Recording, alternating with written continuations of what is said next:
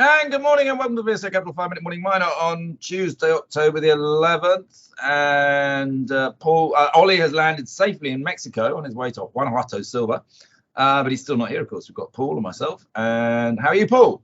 I'm very well, thank you. Bright, clear day, it looks like today. I think it'll be a lovely sunny day today, correct? Lovely and sunny in the UK. But we're all so fed up with this wretched Ukraine war. Somebody get rid of Putin, please. End the whole damn thing. Anyway, don't get me going on that. Let's move to mining. Let's start with Afritin had an operations update. I like Afritin, to be honest with you. I think what it's doing is really good. The only problem at the moment, of course, is that trying to get anything done in this market is very difficult. Yes, they had released results on the infill drilling program they have going on the V1 and V2 pegmatites at their US tin lithium project. It's a 50-hole drilling program, of which 47 holes have been completed so far. They previously released results on 9 holes, and this announcement covers another 11 of the holes completed.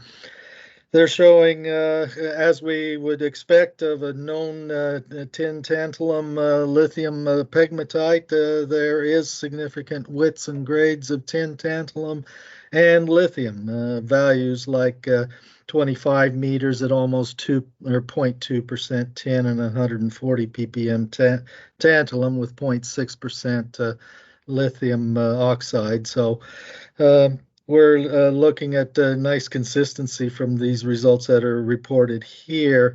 They highlighted 3 particular holes, but the announcement otherwise would carry the rest of the results. And we'll look forward to seeing what the final holes will show in due course. Yeah, and I mean, the lithium carbonate price just keeps going up. There is a dramatic shortage of lithium in the world. People just don't seem to be waking up to it, but there we go. Talking of stocks we like, though, we also had an announcement out from Tungsten West today, which corporate client of ours, of course, an update. West Devon, sometimes confused with Cornwall because it's the same geological formation. Do you want to comment on that, Paul, or do you want me to give a comment? I'll let you go with that one, since you speak with them more frequently, I think, than I do. I thought you might say that, Paul. Obviously, it is one that I do spend a lot of time looking at. Look, at the bottom line is it's a sort of, look, we're cracking on with it type trading update because, and we've suggested that the company needs to update more often. What it does do, though, is give a bit of a CapEx budget there. They are buying equipment as we speak. There's a CapEx budget, which they say is the CapEx estimate is significantly below the projected forecast at the time the project was paused in April 2022. They obviously are doing a slightly smaller process. Costs are still against them.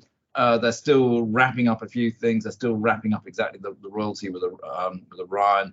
But it all looks tickety boo, and they're cracking on with it, really. What more can you say? And the government, of course, is really trying to encourage projects like this because it's jobs. So yeah, we can remain upbeat about Tungsten West. And then, Paul, there's 2 others you might want to, at least 2 others maybe.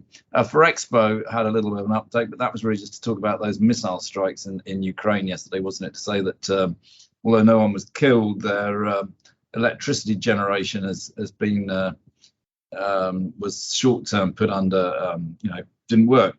They were blown to pieces. So I think there's a lot more to be said on that one. But Petra Diamonds, you like your diamonds, Paul. What about that one?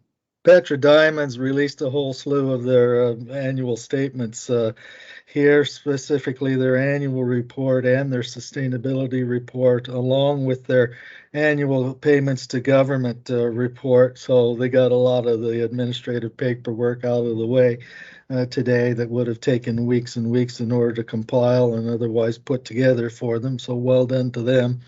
And they also announced that they will be holding their AGM here in London on the 16th of November. Very good. Anything else you want to mention? Yeah, should mention here these production statement out from the South African chrome and PGM producer and listed here in London, Tharisa.